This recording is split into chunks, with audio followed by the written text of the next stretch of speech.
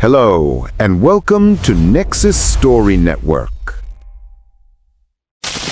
No one noticed the signal at first. It was too small, too quiet, buried inside an ocean of radio noise generated by the machinery of a restless galaxy. It arrived at 3:12 UTC, drifting into the outer listening grid at Station Arclight, a solar-powered, dust-coated research outpost orbiting the dark side of Kepler 442c. Only one person was awake to see it. Dr. Mara Ellen, senior communications physicist and the kind of scientist who believed silence was never empty, just misunderstood. The night shift was usually predictable. The station hummed with a soft mechanical rhythm, cooling fans sighing like sleepers, while the distant star bathed the observation decks in faint orange. Mara sipped lukewarm tea, eyes half-focused on the main array display, 6 screens of static, scatter plots, and orbital telemetry. A typical night. Then the scatter plot changed. It was subtle. A single dot moved against the grain like a drop of ink flowing the wrong way in water. Her tea hovered halfway to her lips. She leaned forward, adjusted the filter thresholds, narrowed the band. The dot wasn't noise, it had structure. A repeating interval. Almost deliberate. Her pulse quickened. She opened a full spectral sweep. The system responded with its usual mechanical patience, processing the frequency through 12 layers of filters. Mara's fingers drummed nervously against the console. She had seen anomalies before: flare distortions, decayed transmissions echoing from derelict satellites, even the occasional encrypted military ping bouncing where it shouldn't. But this felt different. The sweep confirmed it. A narrowband transmission. Non-random. Not human. She whispered into the empty observation deck. No way. Mara activated the automated decoding suite. Data flowed like a waterfall across the hollow panel. The system struggled, patterns built, collapsed, rebuilt again.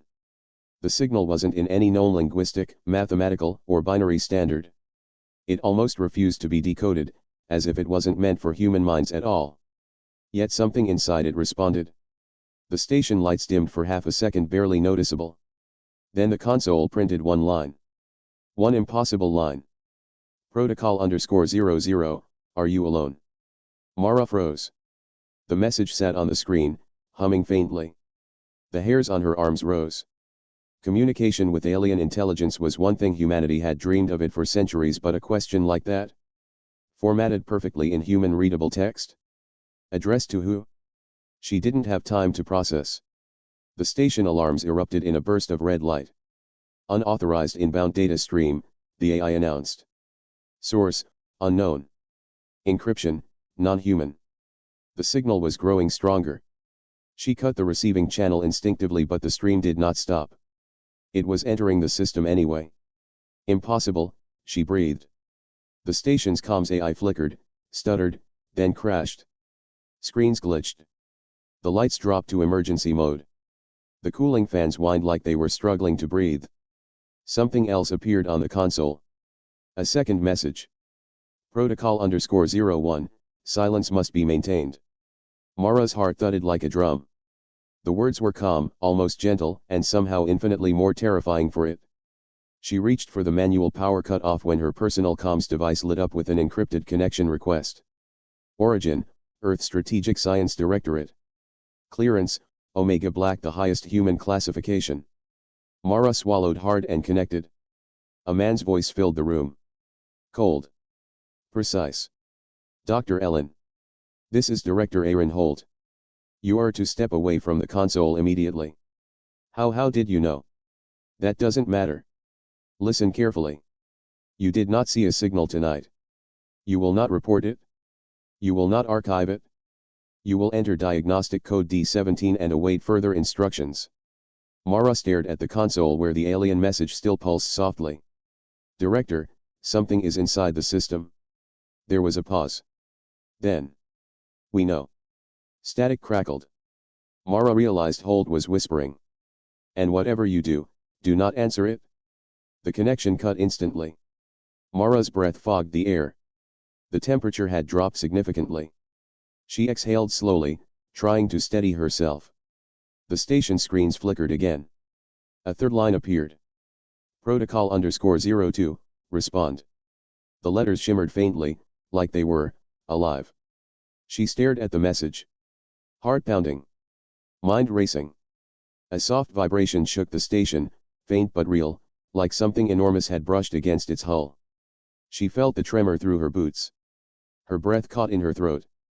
Then another line appeared, this one different. Not a command. A warning.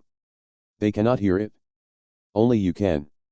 Mara stepped back, breath trembling, realization washing through her like ice. The signal wasn't asking humanity a question. It was asking her. And the universe, for the first time in recorded history, went utterly silent. As though holding its breath for her answer.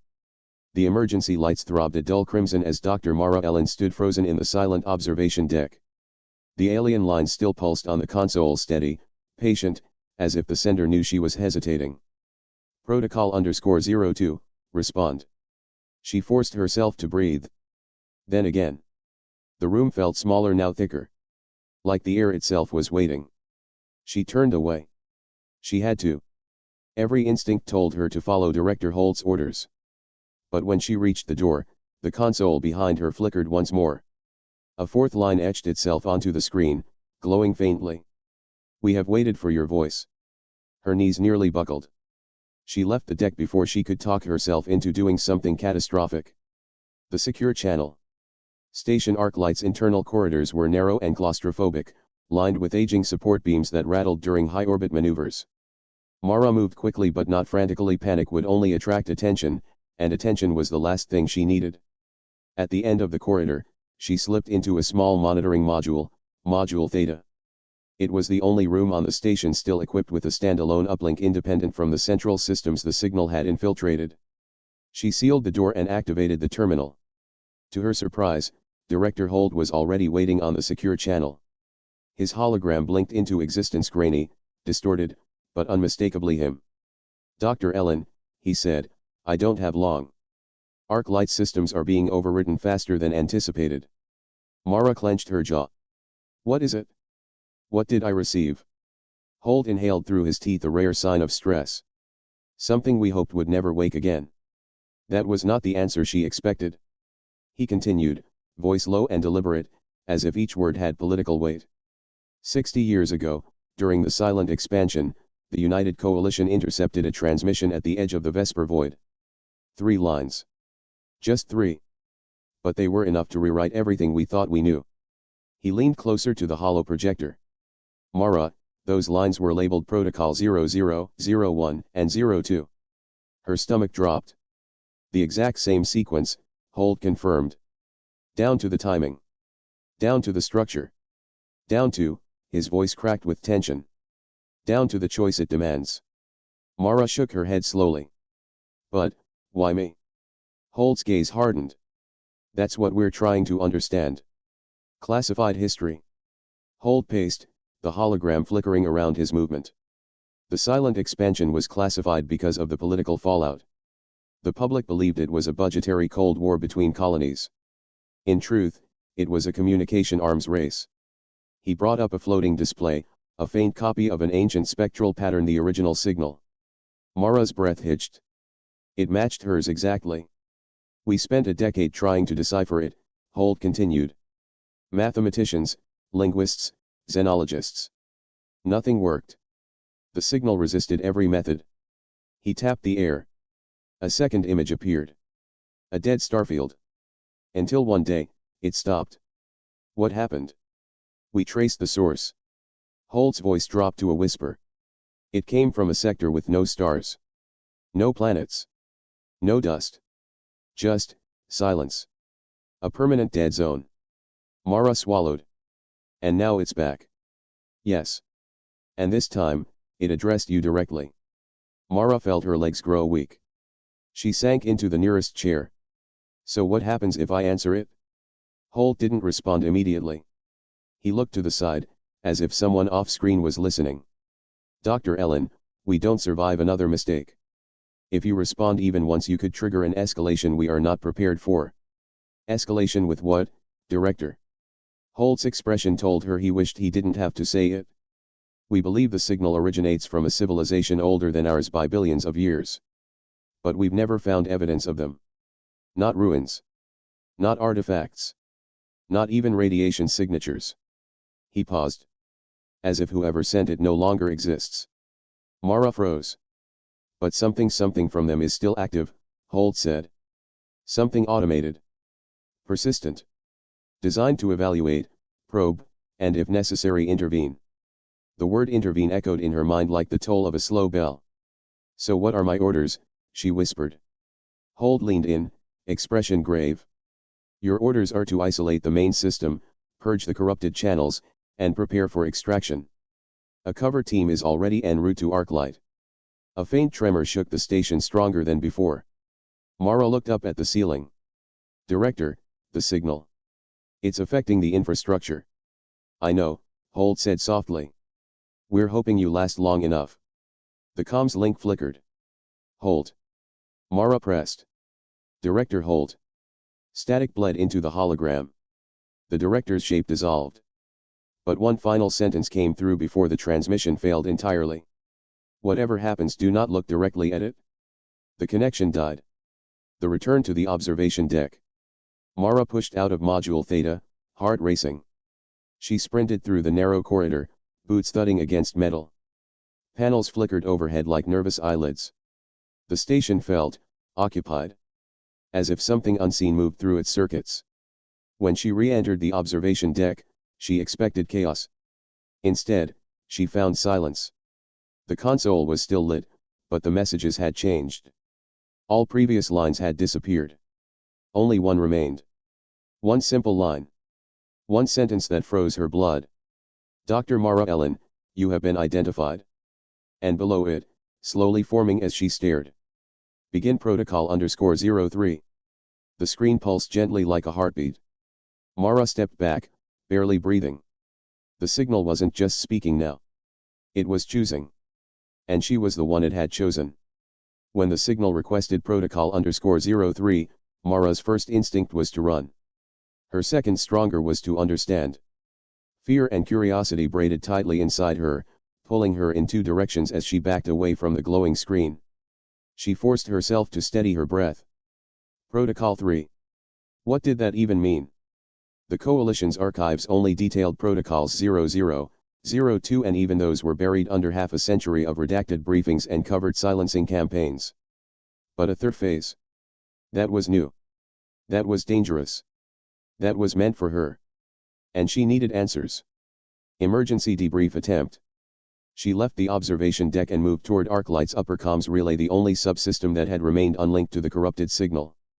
Its shielding was outdated, but reliable. It had to work.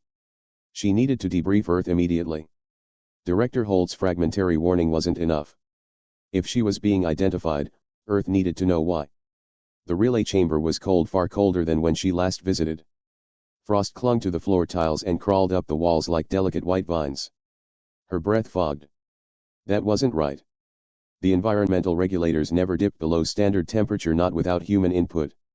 She approached the console cautiously. Her reflection in the display was pale, nervous, eyes wide. She pushed the feeling aside and began entering her access credentials. The console lit up. Coalition uplink secure channel. Status, online. She exhaled in relief and initiated recording. This is Dr. Mara Ellen of Station Arclight, she began, her voice steady but taut. Timestamp, 0423 station time. This is a high-priority emergency debrief for Director Holt, Emergency Council Division. She paused, choosing her words carefully. Earth needs to be informed that the signal is. The system's text suddenly glitched. Letters jittered. Words rearranged. The cursor blinked as if listening. Mara's hand froze above the controls. The signal is repeating known classified content. She adapted quickly. It has evolved beyond previously documented interaction. Requesting immediate evacuation and full scientific lockdown. This is not a drill. She saved the file. Ran a checksum. Encrypted it with her private cipher chain. Then she pressed send. The uplink hummed. The chamber vibrated subtly. A small loading icon spun at the center of the screen. Then. Error, packet loss. Retrying. Her stomach clenched. Come on, she whispered. The station shook slightly, as if reacting to her desperation. Retrying, 2/10. She paced behind the console. Retrying, 3/10. Her heartbeat matched the pulses of emergency lights. Retrying, 4/10. She leaned toward the console, whispering a plea. Retrying, 5/10. A soft chime sounded. For a moment, she felt hope rise. Then the message appeared. Uplink failed, remote interference detected. Her breath stopped. There was only one thing in their vicinity capable of interfering with an isolated, shielded uplink. And it wasn't from Earth. The silence that answered back. The console flickered. Lines of alien symbols cascaded onto the screen, smooth, elegant, almost biological in form. Mara stepped back. The symbols formed patterns. Then shapes. Then words. Her breath hitched sharply. Do not call them. Each word appeared with slow deliberation, like a teacher writing on a chalkboard. Mara's pulse pounded in her ears. You're blocking my transmission, she said aloud, unable to stop herself. The console responded so fast it made her flinch. Yes. Why? For several seconds, nothing happened. Then. Earth is not ready. Her throat tightened. Cold swept through her like a wave. The line blinked once. Then another line emerged. You are. She backed away, shaking her head. No. No, I'm not. I'm a physicist, not a diplomat. Not, whatever you think I am. But the alien pattern was relentless. You will complete the protocol. The letters seemed to glow brighter with each passing second, illuminating the chamber with a pale, ghostly light. Mara's fear twisted into anger. I am not your puppet, she snapped. Silence. Then the console responded again, slowly this time. We did not choose you. The words stung like a slap. You chose us. A chill ran through her. That's not possible, she whispered. I never. The final line materialized. You answered. Her breath caught in her throat. No, I didn't respond. I didn't touch anything. But something deeper, some instinct she couldn't explain, told her the signal was not referring to tonight. It was referring to something else. Something long before Arclight. Long before she became a physicist. Long before she even knew what the signal was. A memory stirred at the edges of her mind, something about her childhood. A dream. A pattern she used to draw. A symbol she had no reason to know. Her vision blurred for a moment. No, she whispered again, this time to herself. No, that can't be right. The console blinked with one final message before the entire system powered down. This is the second time we have heard your voice. The lights went out. The chamber plunged into darkness. Mara stood very still, heart hammering, as the station's ventilation system slowed to a near stop. Arclight wasn't failing. It was waiting. And so was the thing speaking to her. Mara didn't remember walking back to her quarters. One moment she stood in the darkened comms relay, trembling, breath shallow. The next she was sitting on the edge of her bunk, palms pressed into her temples, the soft hum of Arclight's life support system vibrating beneath her. Her thoughts spun wildly. This is the second time we have heard your voice. The words rolled through her mind like thunder, dredging up fragments, barely formed memories she'd ignored for years. Memories she had always assumed were dreams. Childish nonsense. But now, with the station's lights flickering and the signal awake in the walls around her, they didn't feel like dreams anymore. She took a shaky breath. Okay, she whispered to herself. Start at the beginning. A memory from a night without stars. Her earliest memory wasn't of her mother. Or her father. Or the old hydroponic farm outside New Cascadia where she grew up. No. It was of a night sky. Except, there weren't any stars. She remembered standing in the orchard behind her house, barefoot on cool soil. The air was too still. Too quiet. Like everything had paused, like the world had forgotten how to breathe. And overhead. A vast, starless black dome stretching across the sky. A perfect sphere, not a natural absence of light but a presence intentional, watching, humming low enough that she felt it in her teeth. She couldn't have been more than 6 years old. She remembered lifting her hand. Not out of courage. But because something in that darkness seemed to call to her. A vibration echoed through the orchard. A pattern. A rhythm. 3 pulses. A pause. 2 more. She mimicked it without understanding why. Her small hand tapped her thigh. 3. Pause. 2. The sphere pulsed once in response. Then the orchard lights came back on and her father's voice cut across the field, panicked. Mara. Mara, get inside. She had turned, confused, blinking at the sudden brightness. The memory ended there. Her parents never mentioned it again. She never spoke of it either. But now. Now she recognized the pattern. It was the same cadence the alien signal used when modulating its carrier wave. 3 pulses. Pause. 2. The same pattern she'd discovered encoded in the resonance fingerprint 2 weeks ago. A pattern no human had documented. A pattern no human was supposed to know. Code 2 levels spike. A soft chime snapped her back to the present. Her console flashed. Environmental alert. Code 2 spike compartment C14. She frowned. Compartment C14 was a maintenance corridor leading to one of the old observation domes. No crew quarters nearby. No pressure seal breaches reported. No reason for Code 2 to rise unless someone was breathing in there. Or something. Her pulse kicked.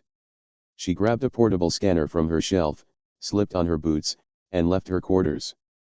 The station corridors were dimmer than usual, as if arc light itself was afraid to draw too much attention. She reached C14's sealed hatch. The scanner beeped. Atmosphere, normal. Code 2 elevation, active mammalian signature detected. Identity, unknown. Her throat tightened. The lock cycled open with a hiss. The corridor beyond was darker than the rest of the station, the emergency strips along the floor flickered faintly. She took a slow step forward. Hello, she called. No answer. Another step. The air smelled faintly metallic, like heated circuitry and ozone. She lifted the scanner again. The Code 2 levels dropped abruptly. Wait, she breathed. How? Before she finished her thought, a door at the end of the corridor slid open. A faint glow spilled from the observation dome. Mara approached cautiously. She stepped inside. The observation dome. The dome should have shown the familiar starfield, the Eos Belt Nebula drifting blue and silver across the void. But it didn't. It showed the same starless darkness she remembered from her childhood. A massive, perfect sphere blotting out the cosmos. She staggered back. No, no, that's impossible, she whispered. We're in orbit around Eos. The nebula should be right there. The scanner flickered and shut off completely. Her breath fogged in the chilled dome. Then. A voice behind her. Soft.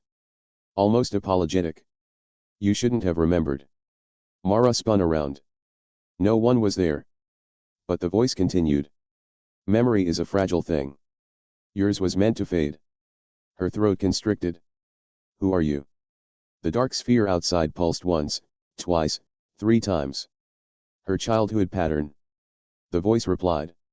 You called us before you had language for calling. Before you understood the meaning of signal. Before your species understood what it was becoming. She swallowed hard. I was 6. Yes, the voice said gently. The age when your neural lattice is most receptive. You answered when no one else could hear. Her knees weakened.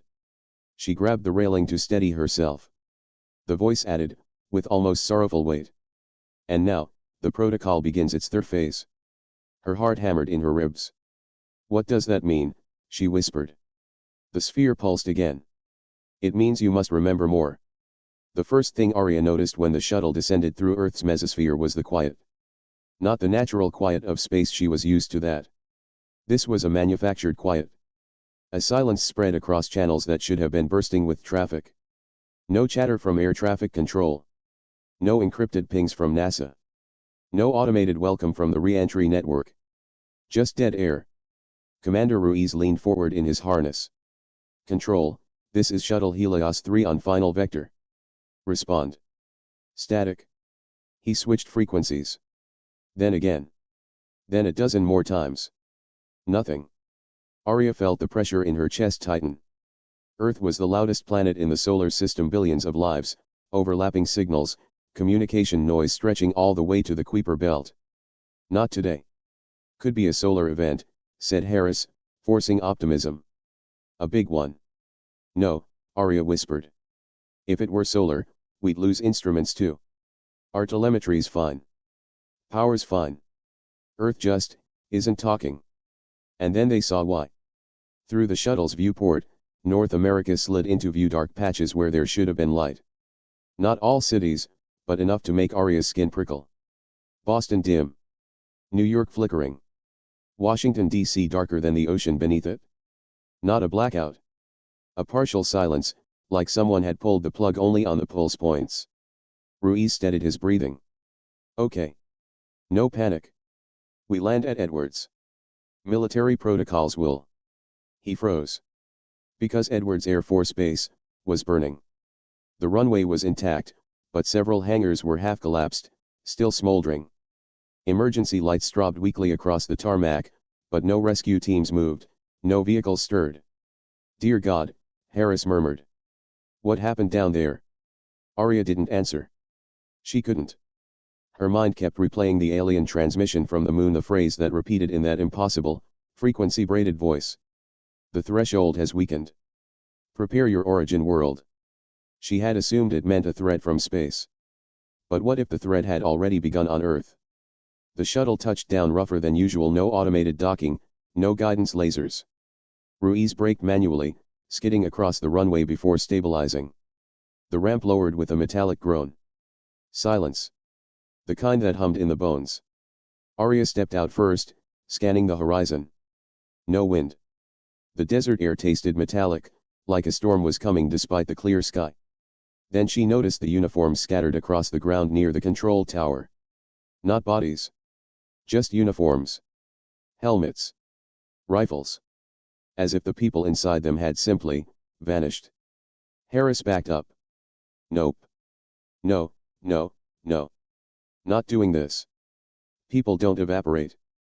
Ruiz moved closer, crouched, and touched a discarded jacket. It was warm. As if its wearer had been there minutes ago. Arya forced herself toward the tower. Inside, the screens were still on. Feeds frozen. Clock blinking. 11:11 a.m. October 14th. Exactly 3 hours after the alien transmission had been decoded. She keyed into the nearest terminal. Commander, look at this. Global communication arrays were shutting down, not failing, not damaged, shutting themselves off. As if instructed. Lines of code scrolled across screens in a pattern she recognized instantly. The same frequency braid from lunar signal analysis. The alien broadcast wasn't just a message. It was a command. Harris swallowed. Arya, tell me that's not the same modulation from the artifact. It is, she whispered. Someone on Earth ran it. She stopped. Because on the final line of the terminal's log, a single user authorization stood out. A name she knew better than her own heartbeat. Access override, Elias Novak. Her father. A ghost from her childhood. A scientist who had vanished 14 years ago, leaving behind half-finished research and a single warning Arya had been too young to understand. If they find the frequency, they'll awaken what sleeps between worlds. Ruiz turned to her slowly. Arya, what the hell is your father mixed up in? Before she could answer, a low rumble rolled through the air. Not thunder. A machined hum. Rhythmic. Structured. The ground vibrated beneath them as if something massive was powering up deep below the base. Harris ran back toward the shuttle. We should leave. Now. But Arya didn't move. The hum was familiar, she had heard it before. In a memory buried so deep she had convinced herself it was a dream. A fragmented image from when she was 7, standing beside her father in a desert facility, watching a metallic sphere pulse with the same resonant energy. A device her father called the threshold engine. And now it was waking. Ruiz grabbed Arya's arm. We need to go. The ground split open. A column of light erupted upward, swallowing the tower's shadow. The air crackled. Gravitational force pulled toward the fracture like the world was inhaling. Arya stared into the light. Because inside the swirling vortex, she saw a silhouette. Human. Familiar. And impossibly alive. Dad. The light roared. Earth had not chosen silence. It had been forced into it to make room for what was coming. The column of light tore into the sky like a spear, bending the desert air around it. Dust spiraled upward, dragged into the vortex as if gravity itself had changed allegiance. The sound was no longer a hum, it was a heartbeat, mechanical yet ancient, accelerating with horrifying intention. Arya staggered back, shielding her eyes. Everyone get behind cover. Commander Ruiz grabbed Harris and dubbed behind an overturned personnel carrier. Arya ducked beside them a second later as the ground trembled like something enormous was pushing up from below. Harris's voice cracked. Arya, tell me this is not the thing your father built. No, she swallowed hard. He didn't build it. He found it. Ruiz stared at her, horror and disbelief mixing. Found it? Where? Arya hesitated. A memory flickered her father's desperate whispers, his trembling hands guiding her small fingers across equations she couldn't yet read. Their technology isn't built, it's grown. She exhaled. In Antarctica. His last expedition. They excavated something buried under 4 miles of ice. They never reported it to any government. He said it wasn't safe. Ruiz gestured to the explosion of light. Safe? The thing is splitting bedrock. But Arya was barely listening. The silhouette inside the vortex, the human shape, had not vanished. If anything, it was becoming clearer, stepping forward through the distortion like a figure pressing through liquid glass. She didn't trust her voice when she whispered. Dad. The vortex pulsed, and a shockwave rippled outward. The blast slammed into the carrier, flipping it halfway over. All 3 of them were thrown into the sand, gasping as the air was knocked from their lungs. When Arya forced herself up, the light had condensed into a sphere suspended a few meters above a widening fissure. Segments of metallic plating unfurled from the pit, rotating around the sphere like petals of a monstrous mechanical flower. Harris wheezed, this looks like a reactor, crossed with a cathedral. Ruiz shielded his eyes. Energy readings. My scanner's fried. Harris shouted. Everything's off the charts. This shouldn't exist. Nothing on Earth can produce that kind of output without vaporizing itself. Arya corrected him quietly. Nothing created on Earth. The sphere pulsed again, casting long, ghostly shadows. The figure inside moved closer, until Arya could almost see his face. Ruiz pulled her back sharply. Don't go near it.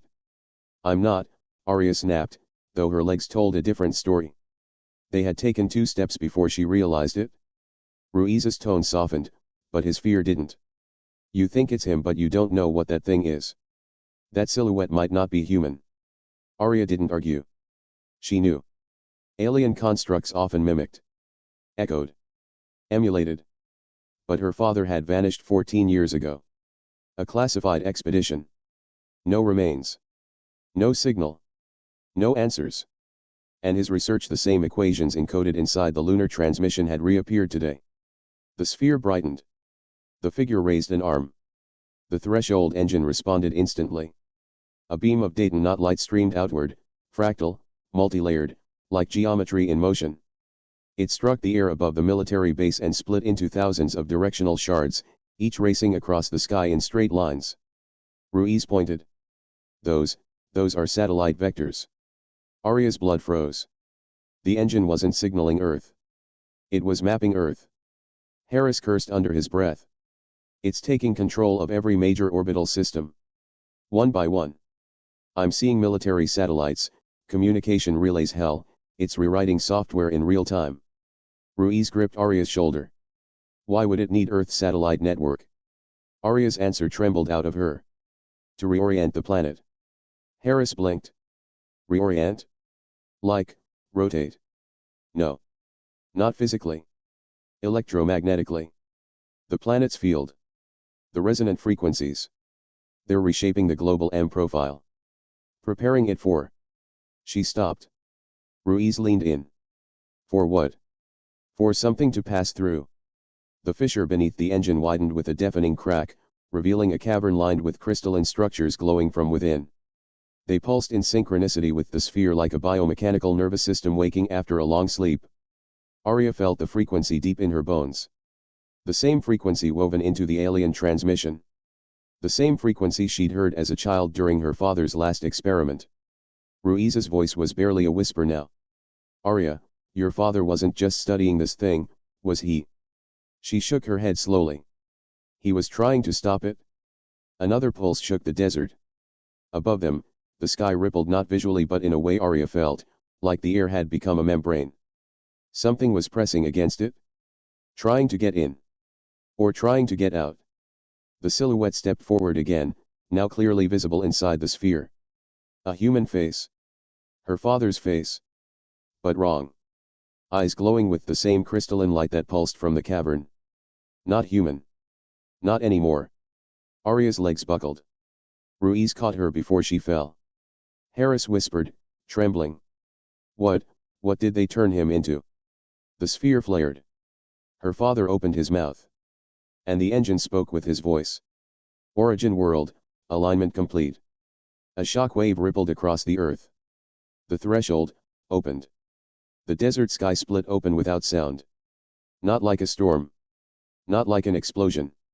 More like a curtain being pulled back to reveal something that had always been there waiting behind the fabric of reality. Arya felt the change before she saw it. The air around her thickened, vibrating with overlapping frequencies that made her teeth ache. The sand at her feet rippled like it was struggling to decide whether gravity still applied. Ruiz grabbed a rail jutting from the half-overturned carrier. Everyone down. A wave of shimmering distortion rolled overhead. Harris dove beside him, clutching the handheld scanner now glitching with symbols he didn't recognize. Arya remained on her knees, frozen, staring at the sphere hovering above the fissure. At the thing wearing her father's face.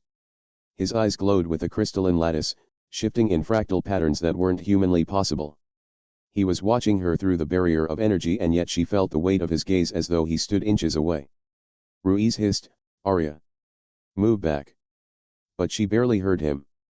Because the sky was no longer sky. A perfect circular aperture had opened miles wide revealing a darkness beyond, not empty but textured, layered like a living structure made of shadow and geometry. A murmur escaped Harris. That's not space. That's not any cosmological region we know. Ruiz pressed his back against the carrier, voice trembling. What the hell are we looking at? Arya answered without looking away. A transit corridor. Harris blinked. For what, exactly? Arya swallowed. For intelligence. For consciousness. For something that doesn't travel through space in the way matter does. She pointed toward the sky. It travels through alignment. Through harmonic resonance. And the threshold engine just tuned Earth like a receiver. In the aperture above, something moved. Slowly. Deliberately. Like a swimmer approaching the surface of a black ocean. At first, Arya thought it was a shape then realized it was many shapes. Dozens. Hundreds.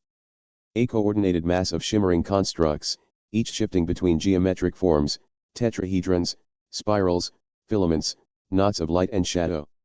They moved together as a single mind. Not life as humanity understood it. Not machines either. Something between. Something beyond. Ruiz whispered, those are ships. No, Arya said softly. Not ships. The aperture expanded, and the forms accelerated toward Earth, like threads of an enormous web being woven in real time. They are the Silence Architects. Harris turned. You said your father found the engine. Did he say why it was buried? Arya nodded faintly. To keep them out. Harris's face drained of color. And now it's letting them in. A deep resonance rolled across the desert, the collective signal of the architects reacting to Earth's alignment. The ground trembled again, but this time with precision, as though each vibration were a measured step in a sequence billions of years old. The figure in the sphere, her father, lifted his hand. And the constructs in the sky changed trajectory instantly, like birds reacting to a single command. Ruiz tightened his grip on his rifle, useless, but human instinct didn't care. They're coming here. Arya shook her head. Not here. Not yet. The constructs arranged themselves into a massive lattice directly above the engine. A circular formation with a hollow center, a structure assembling itself out of raw energy and geometry. Harris stared upward, mouth agape. It's a gate. Arya's voice cracked. It's an arrival platform. The fractal lattice pulsed. A column of dark energy shot down, striking the fissure and illuminating the crystalline structures underground. For a brief moment, just a fraction of a second, Arya saw something inside the darkness. A face. Human. Her father's face again, but older, colder, fragmented. A second presence wearing his image. A parasite of memory. She choked. No, no, no, Dad. The sphere flickered violently, and her father's voice echoed across the valley. Origin world status, access granted. Ruiz backed away, dragging Harris with him. We're retreating. Arya, now. But Arya remained transfixed. Because the sky was no longer opening. It was copying. Across the horizon, more apertures shimmered into existence, smaller, but multiplying rapidly, appearing over oceans, mountains, cities. Harris gasped. They're creating a global network. A planetary scale system. Ruiz barked, Arya, for God's sake, move. Arya turned, tears streaking her dust-covered face. It's too late. At that exact moment, a blinding pulse erupted from the engine. A wave of energy rippled outward, accelerating across the Earth's atmosphere at impossible speed. Every device within view, cameras, radios, drones, flickered to life, transmitting in perfect synchronicity. Not human signals. Not military codes. The Silence architects were using Earth's infrastructure. Sending a message. A message in her father's voice. Prepare the origin world. Arya's vision blurred. Her father looked at her through the sphere. And for a single impossible second the glow in his crystalline eyes dimmed. She saw fear. Human fear. Her father's fear. Before the architects took control again. Ruiz grabbed her arm and pulled her into motion. Because the sky was collapsing inward. Because something enormous was descending through the threshold. Because Earth had three choices now. Surrender. Resist. Or be remade. Night fell wrong. It wasn't gradual, no slow cooling of the sky, no gentle dimming of sunlight. One moment the desert shimmered under late afternoon heat, the next, the world darkened as if a cosmic dimmer switch had been yanked downward. Not darkness.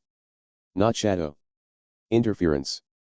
A high-altitude veil of geometric patterns, faint to the naked eye but unmistakable to anyone who had seen them up close, fractal membranes, thin like holograms, drifting across the sky like a net cast over Earth. The Silence architects were rewriting the sky itself. Ruiz, Harris, and Arya sprinted toward the shelter of a derelict observation bunker half buried in sand. The structure groaned under shifting winds as they slammed the heavy steel hatch shut behind them. Inside the dim, dust-choked darkness, the three collapsed into momentary stillness. Harris, panting. Okay, someone tell me what the hell we're dealing with. Because that, he pointed upward, wasn't an invasion. It looked procedural.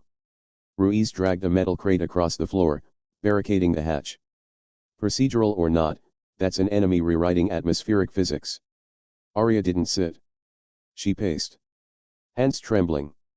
Eyes refusing to blink, because each time she blinked, she saw her father's face replaced by alien geometry. They're not invading, she whispered. They're preparing. Ruiz raised an eyebrow. Preparing for what, exactly? Arya's voice wavered. For whoever they intended to meet. Harris stared. You're saying we weren't the target? Arya stopped pacing. Outside, the rumbling grew deeper like distant thunder layered with metallic resonance. Every object in the bunker vibrated subtly, as if the architects were tuning the Earth's crust. She turned toward the two men. The Silence protocol never described aliens. Her voice hardened. It described instructions.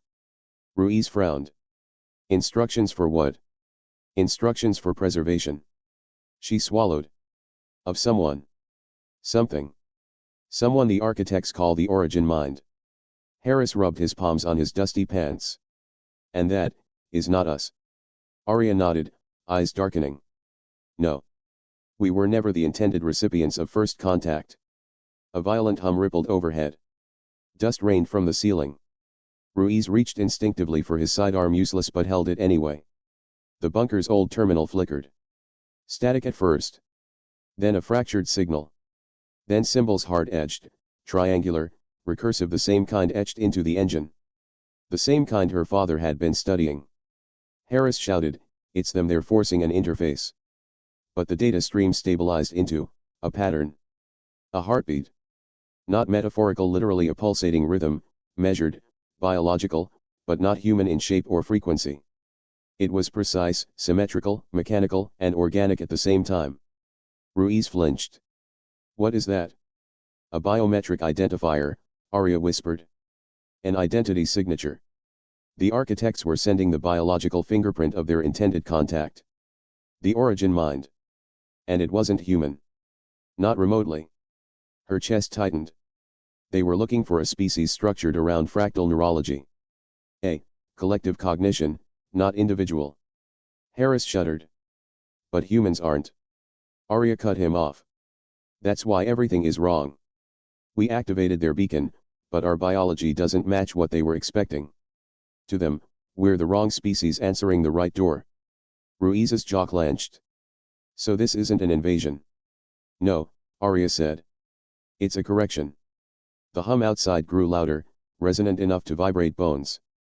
The sky pulsed again, waves like ripples of black-blue silk, spreading in concentric rings around the desert fissure. Harris pressed his ear to the metal wall. Something is landing. Ruiz grabbed binoculars and climbed a rusted ladder to the upper viewing slit. What he saw froze his blood. A figure descending through the darkened sky. Not a ship. Not an architect construct. A humanoid silhouette, tall, slender, limbs too long, posture too precise, descending like a falling feather through manipulated gravity. White light radiated gently from the figure's skull, pulsing in rhythm with the biometric signature on the bunker terminal.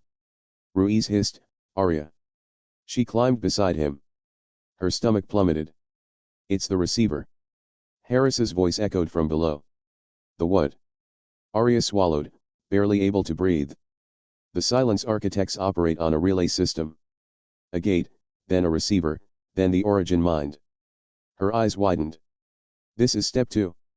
Outside, the being touched the desert floor gently, as though gravity negotiated the terms of letting it land.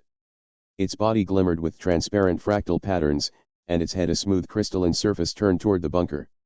Toward Arya. It had no eyes, yet she felt its gaze. A soft whisper entered her mind. No violence. No malice. Just one question. You are not the one summoned. Where is the origin mind?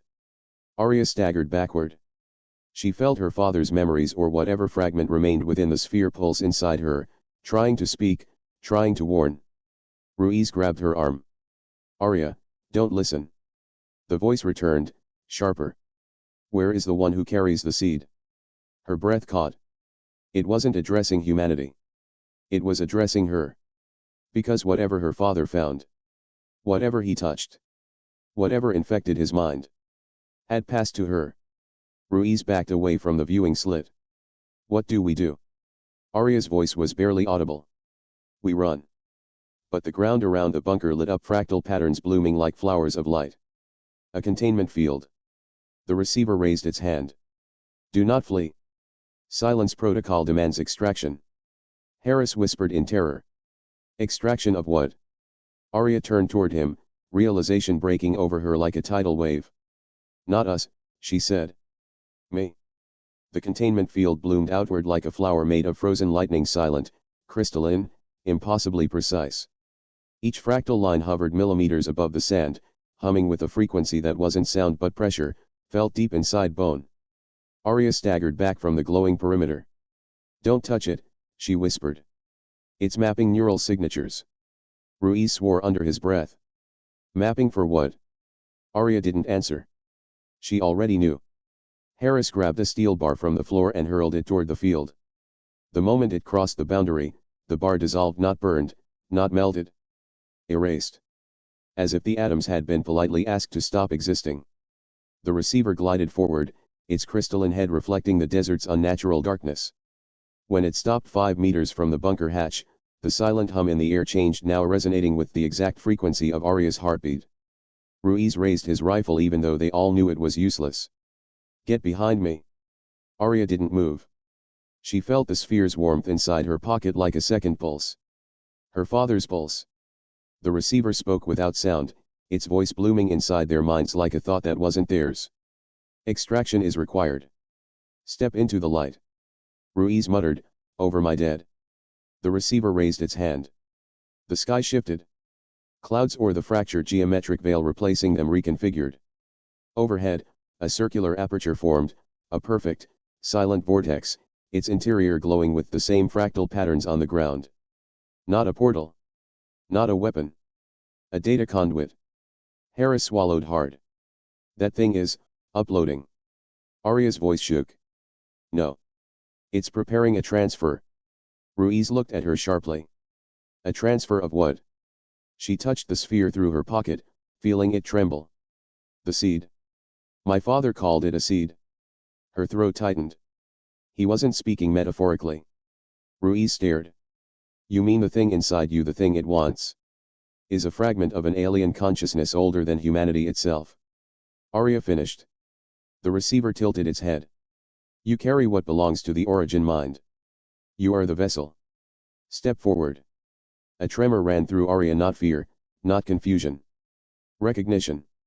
As if the thing inside her were answering the call of something colossal. The bunker walls vibrated. Sand outside began to swirl upward in impossible spirals, drawn toward the conduit like iron filings to a magnet. Harris yelled over the shaking. We can't let them take you. We don't know what that extraction will do to the planet. Arya finally turned to him.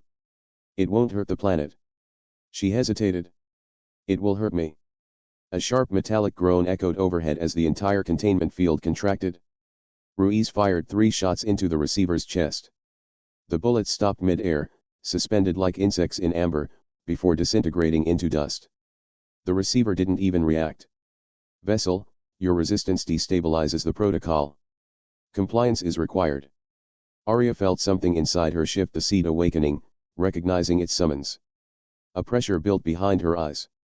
Memories that weren't hers. Stars she had never seen. Languages made of geometry instead of sound. A vast network of minds, dead, silent, yet echoing faintly. A civilization older than galaxies. She gasped. They're not invading us. They're retrieving something they lost. Ruiz grabbed her shoulders. Which means we humans are collateral damage. Her knees buckled as a wave of pain shot through her skull. The receiver stepped closer, its body fracturing into 1,000 thin light lines that moved independently, like a swarm pretending to be a single form. Prepare for deconstruction. Ruiz shoved Arya behind him. Over my body. The receiver extended a hand. Ruiz screamed. Not in pain, but in silence. A silence so absolute it erased the sound before it left his throat. His body lifted into the air, limbs frozen, suspended in fractal geometry. His outline began flickering as if the world were deciding whether he should remain in it. Harris charged at the field's edge, but the moment he stepped closer, the geometry pushed him back with a soundless shockwave. Arya cried out. Stop. I'll come. Just stop hurting them. The receiver froze. Ruiz's flickering stabilized. The silence hold released him, he collapsed onto the desert floor, gasping, trembling. Harris pulled him back toward the bunker as the receiver turned its crystalline face toward Arya. Your compliance is accepted. Arya stepped forward. Each fractal edge of the containment field retracted, creating a narrow path illuminated by cold blue light. Ruiz reached for her. Arya, don't. She smiled faintly. My father always said the universe would call him someday. It just called the wrong one. She stepped into the light. Instantly, the seed inside her chest vibrated like a tuning fork. The sky responded, the vortex narrowed, beams of refracted starlight piercing downward as though extracting something from her very atoms. Pain exploded behind her ribs. She bit down a scream. The receiver raised its arm, and geometry wrapped around Arya like a cocoon of light. Her vision blurred. She saw stars collapsing. She saw civilizations erased. She saw the architects of silence. And at the center of everything, a throne of light. A mind vast as galaxies. The origin mind. Waiting. Calling. Claiming.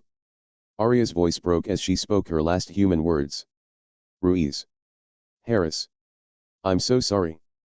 The vortex flared. The desert vanished in white. And Arya Cole, the vessel, was extracted. The light collapsed. The roar ended. And the world, what was left of it, waited for Alina Reyes to breathe.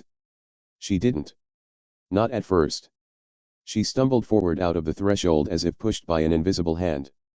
The air shimmered behind her, collapsing into a paper-thin slit and snapping shut with a crack that rattled the metallic walls of the subterranean bay. Every camera, every sensor, Every human eye locked onto her. Admiral Katrai was the first to reach her. Reyes, report. Alina raised her head. Her eyes were empty. Not hollow. Not broken. Empty, like something essential had been taken out and only the habit of being human remained. She blinked, slow. I came back, she whispered. What came with you? Katrai pressed. Alina stared at him, confused, genuinely, painfully confused. I don't know. The threshold engine still hissed, cooling from the energy spike. The entire room felt charged, like the static before a storm. Technicians scanned her, but all readings came back contradictory: elevated neural activity but suppressed emotional response, elevated stress hormones but a calm pulse, like the body and mind were no longer in agreement. Then Dr. Vina Ito hurried in, tablet trembling in her hands. Katrai, she's missing 7 minutes of neural continuity. The Admiral stiffened. Meaning? Meaning, Vina said, swallowing, her brain shows a forced memory extraction. Not natural. Not trauma-induced. Something pulled out a sequence while she was inside. Alina pressed a hand to her chest. I feel lighter, she murmured. But not in a good way. Her voice cracked. I can't remember what happened after the second gravitational fold. I know I saw something. Someone spoke. Someone. She winced, grabbing her temples. Someone took something from me. Katrai nodded to security. Prep the isolation chamber. Now. Isolation. Alina asked softly, not resisting. Am I dangerous? That's what we need to find out, Katrai replied. As the guards escorted her down the dim, humming hallway, something eerie began to unfold across the facility. The data. Every console that had been connected to the threshold engine displayed the same corrupted block of symbols. Not human code. Not machine-readable. A pattern dense, fractal, recursive. Vina's hands shook as she translated its entropy signature. This isn't corruption, she whispered. This is intent. The politics? Within minutes, encrypted channels across nations lit up like a neural network panicking.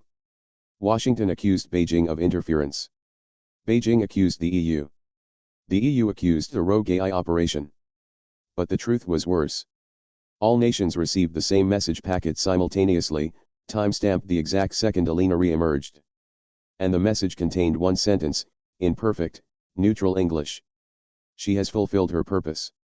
Do not send another. The chamber. Alina sat on the metal bench in the transparent containment room, hands folded on her lap. She stared ahead, posture perfect, breathing steady, too steady. Vina, she said when the scientist approached the glass. Can I ask something? Of course. Do you think memories weigh something? Vina hesitated. Some neuroscientists believe memory has a physical imprint. So in a way, yes. That's what it feels like, Alina murmured. Like something heavy was lifted.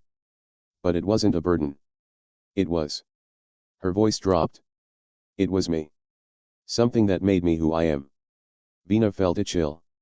Do you feel threatened? Alina shook her head, almost childlike. No, I feel unfinished. The twist everyone missed. Hours later, automated orbital sensors detected something disturbing. A faint gravitational echo, impossibly faint, but unmistakable, matching the signature of the threshold engine. Coming from Earth's orbit. Like something had arrived. Or had been waiting. Katrai stared at the data in horror. If she didn't bring anything back. Vina finished the sentence for him. Then something followed her. And Alina? She sat very still. Very calm. Waiting. Her eyes remained empty. But the emptiness was not void. It was space. Prepared for someone or something to return and fill it. And far above the Earth, in the silent dark, something adjusted its trajectory. Coming closer. The first object was detected at 0431 UTC.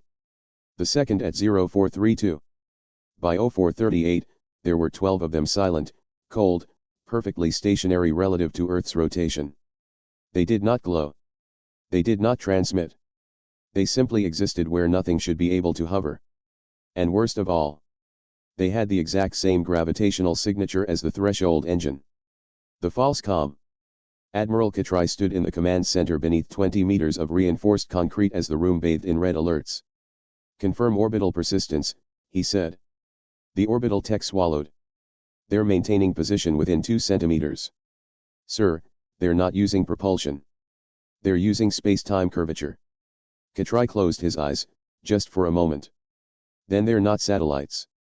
Dr. Vina Ito ran analysis after analysis, her hands trembling. "Sir, the objects are empty inside." "Define empty." "They're hollow. No internal mass. No mechanical structure. They're shaped containers like vessels waiting for something." Katrai turned to her sharply. "Waiting for what?" Vina didn't answer. Because a horrifying possibility had already lodged itself in her mind. The pattern. On the central screen, 12 dotted markers formed a perfect circle around Earth's equator, geospatially precise to the micrometer. 12 points. 12 identical curvature wells. 12 hollow shells. And then it hit Vina. "The message," she whispered. "She has fulfilled her purpose. Do not send another." Katrai frowned. "Meaning what?" Vina's face went pale. "They didn't tell us not to send another human." She pointed to the orbital pattern. "They told us not to send another vessel." Katrai froze. Because the threshold engine had always been misunderstood. Everyone assumed it was a portal, a door allowing humans to observe whatever lay beyond. But what if it was never a door? What if it was a collection mechanism? Something that reached into the human mind, extracted what it wanted, and returned the biological shell. Alina wasn't just missing a memory. She was missing the very thing the objects in orbit were designed to store. The vessel who returned empty. Inside the isolation chamber, Alina Reyes stood for the first time in hours. Not abruptly. Not mechanically. More like someone had tapped her shoulder in an empty room. She walked to the glass and placed her palm against it. Her eyes, still disturbingly blank, shifted toward the ceiling of the facility, angling upward. As if she sensed something watching her from orbit. She whispered, almost lovingly. "They're here." The guard monitoring her flinched. "Who's here, Commander?" She didn't look at him. "The ones who used me." The disturbance in orbit. At 0445 UTC, all 12 orbital shells synchronized. Lightless, soundless, yet broadcasting gravitational waves too structured to be natural. Waves that matched. The exact pattern missing from Alina's neural continuity. Vina muttered, horrified. They extracted part of her mind, and they're broadcasting it back. The tech beside her paled. "Why?" "To communicate." "No," Vina said. "To activate something. The ancient protocol." Across the globe, strange consequences began unfolding. GPS signals drifted by precisely 11.7 centimeters. Seismic monitors reported microvibrations with no geological cause. Birds flew in perfect spirals over every continent. The moon's libration pattern shifted by an angle so small only astrophysicists could detect it. Katrai clenched the railing. "This is coordinated." Vina nodded. "And it's using the piece they took from her." The realization humanity feared. Back in the chamber, Alina whispered. "They're not attacking." She pressed her forehead to the glass. "They're calling me back." Katrai's voice boomed over the intercom. "You're not going anywhere, Commander. Not without understanding what's happening." She smiled faintly. The first expression she'd shown since her return. "I don't think I have a choice, sir." She looked up again. This time, her pupils dilated all the way. As though reacting to an unseen signal far above Earth. And in that moment, the 12 objects shifted. Not physically. But gravitationally. As if opening. Vina whispered, voice cracking. "Oh God. They're not vessels." She zoomed in. "They're receivers." And what are they receiving? The missing 7 minutes of Alina Reyes. Everything stripped from her. Her memories, her thoughts, her fear, her understanding of what waited on the far side of the threshold. It was all being reassembled. In orbit. Above Earth. Inside something that was slowly, undeniably gaining structure. A shape. A mind. A presence that wasn't human. But had used a human as raw material. Vina's voice trembled. Katrai, whatever they extracted from her, they're rebuilding it into something. Katrai stared at the screen. Something that's watching back. And then the signal. At 0449 UTC, all communications worldwide went silent for exactly 0.03 seconds. And in that impossible sliver of time, every device, every radio, every network displayed the same message. Return her. The message return her lasted only 0.03 seconds. But within those milliseconds, the world changed. No one spoke for a full minute after it happened. The Pentagon's command center was frozen, screens recalibrating, engineers running diagnostics to prove they hadn't imagined it. But there was no denying it. Every device on Earth had received the same instruction. Every nation. Every orbiting satellite, submarine wire, nuclear command node, hospital terminal, smartwatch. Return her. Admiral Katrai was the first to break the silence. Did it come from the 12 orbital structures? Veena checked multiple wave logs, her voice shaking. Not exactly. She pointed at a world map covered in interference spikes. The signal didn't broadcast to us. It filtered through us. As if it used Earth's entire electromagnetosphere to speak. Katrai stared at her. You're saying the message came from inside our own planet? No, she whispered. From inside the thing being built in orbit. The construct takes shape. The 12 hollow objects once inert were now glowing faintly in the infrared spectrum, threading gravitational waves into one another like strands of nerve fiber. Not random. Not chaotic. A blueprint. Veena enhanced the telemetry feed. The objects weren't forming a machine. They were forming a brain. Or something like one. The curvature waves swirled in patterns identical to human neural mapping, but magnified by orders of magnitude, as if someone had taken a fragment of human cognition and expanded it to operate on planetary scale. Katrai muttered, "This is impossible. A mind that size would collapse into itself." It would, Veena agreed. Unless it wasn't using mass. Unless it was using space-time as computational substrate. Her conclusion was horrific. They're building a consciousness that can think across gravity wells. A mind that could use planets as memory nodes. A mind that could use stars as processors. A mind that could use humanity as an interface. And it was being assembled from the missing minutes taken from Commander Alina Reyes. The woman who started it. Alina sat alone in isolation chamber 7. The room felt smaller now, as if the walls were inching closer. Her breathing was shallow, and for the first time since her return, she looked afraid. Not confused. Not absent. Afraid. She pressed her palms to her temples. They're forming it, she whispered. Piece by piece. Thought by thought. Memory by memory. The guard spoke through the intercom. What are they forming, ma'am? Alina closed her eyes. A version of me. Reconstructed consciousness. Back in the command center, Veena explained what she suspected. The 7 minutes extracted from Commander Reyes weren't random. She brought up a neural overlay. They took the highest density cognitive structures, identity anchors, subjective continuity, the architecture of consciousness. Katrai frowned. In English, doctor. They didn't take memories. She inhaled. They took the part of her brain that makes her someone. Katrai stared at the gravitational lattice forming above Earth.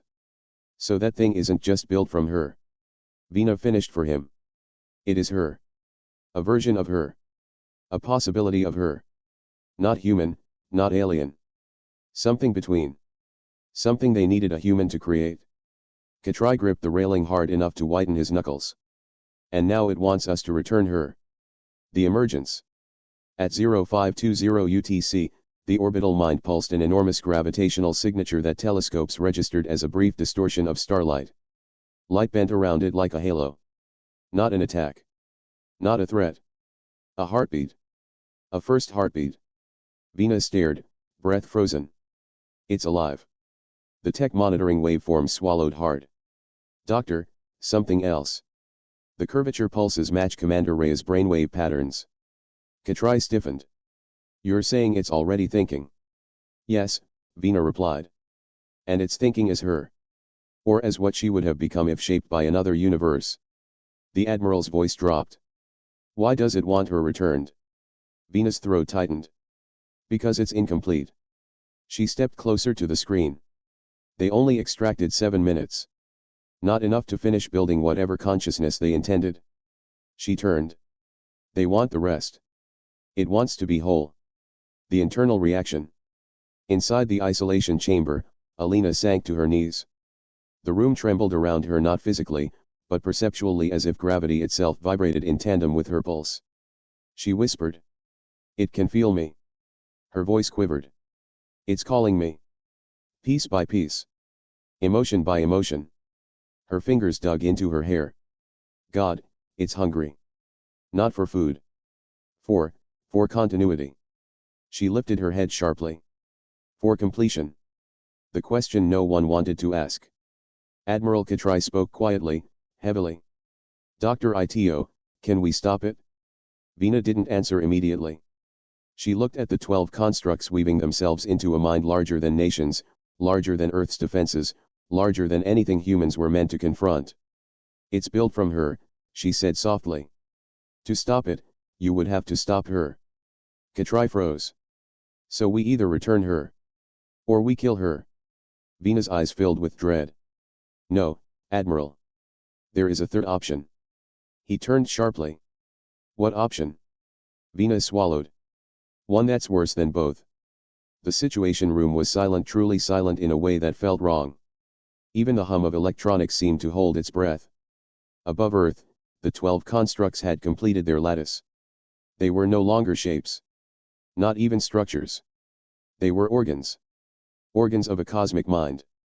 And below them, in Isolation Chamber 7, the woman whose stolen minutes had become its blueprint sat trembling, breathing shallowly, whispering to something only she could hear. Admiral Katrai stood with his hands folded behind his back. Dr. Vina Ito stood with a hand pressed to her mouth. And every world leader on the encrypted line waited for the one question that would decide the fate of humanity. Do we return her, or do we erase her? The mind reaches down.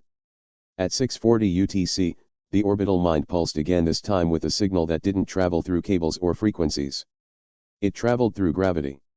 Every human felt a faint pressure behind the eyes. Every animal froze. Every device recorded the same subtle tremor. Vina recognized it instantly. It's thinking.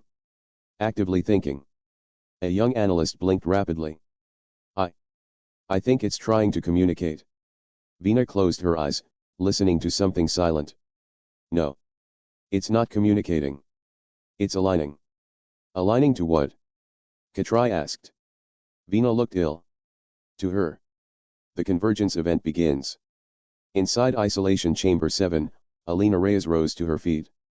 Her voice trembled. They're finishing the connection. Her pupils dilated until almost black. They're merging the part of me they took with the part of me they left behind. She clutched her chest. It hurts. God. It hurts like I'm being torn into two futures. The intercom buzzed. Commander Reyes, what does it want with you? Alina didn't answer. Her eyes rolled upward as if pulled by an invisible thread. It wants to know what I became. A whisper. It wants to correct me. The last briefing. In the command center, Vina projected a simulation. Two silhouettes. One human. One vast, gravitational, cosmic. Both shaped from the same consciousness. It's not just a mind, Vina said. It's a template, a perfected version of what they believed a human could be. Katrai frowned. Then why didn't they just build this thing themselves? Vina's voice cracked. Because they couldn't. They needed a mind born inside a universe like ours. One that could survive collapsing space-time. She turned to the screens. And Commander Reyes was that anomaly. Across the globe, leaders argued, shouted, demanded answers. The chair of the EU Council finally spoke. Dr. Ito, if we return her, what does this mind become? Vina inhaled shakily. Complete. And if we don't? Vina held the railing as though it kept her upright. It may take her by force. And if we kill her? Vina whispered. Then it becomes a wounded animal with the cognitive power of a star. The room stopped breathing. The ultimatum. A tremor shook orbit. The constructs aligned into a single geometric disk, flat, wide, shimmering with gravitational ripples. Then. A beam of compressed light lattice pierced Earth's upper atmosphere, not as a weapon but as a pathway. A corridor. A bridge between the mind above and Alina below. The beam stopped precisely above the chamber. Alina collapsed. Her voice broke into a sob. It's ready. It's waiting for my final decision. The final question. Admiral Katrai stood alone before the glass of isolation chamber 7. Alina lay on her back, shaking. He spoke softly. Commander, if we send you up there, will Earth survive? She swallowed. Yes. And if we refuse? Alina looked at the ceiling, tears slipping down her temples. It will still take me. But it won't be gentle. Katrai's jaw tightened. And if we end your life right now? Alina shut her eyes. Everything ends with me. Her voice cracked. Admiral, there is no safe choice. Katrai breathed deeply. Then what do you choose, Commander Reyes? Alina finally looked at him. I choose to finish what they started. Because if I don't, millions will die trying to stop something that can't be stopped. She placed a hand over her heart. Let me go. The last walk. Escorted by 2 guards, Alina stepped out of isolation chamber 7. The light corridor from orbit widened, shimmering, humming softly like a heartbeat. She walked toward it. Vina stepped forward, tears burning her eyes. Alina, if you merge with it, will you still be you? Alina smiled sadly. No one is ever only one version of themselves. Vina grabbed her hand. Will you remember us? Alina squeezed lightly. I'll try. The merge. She stepped into the beam. Her body lifted gently, weightless. The beam carried her upward like a thread being drawn through fabric. Higher. Higher. Through the clouds. Past the stratosphere. Into the shimmering lattice. For one moment. The world saw her silhouette against the morning sun. And then. She dissolved. Not burned. Not broken. Integrated. A ripple of gravity swept across Earth, soft, warm, almost comforting. The 12 constructs pulsed once more. Then folded inward. Then vanished. No explosion. No light. Just silence. The sky cleared. Orbit was empty. The end, or the beginning. Days later, telescopes detected a faint new star beyond the Kuiper belt. A star that hadn't been there before. A star pulsing with a pattern identical to Commander Reyes' brainwaves. A star that sent one final message across the solar system. I held on to what I could. And then. Silence. The Galactic Silence Protocol had been completed. But humanity knew. Silence never lasts.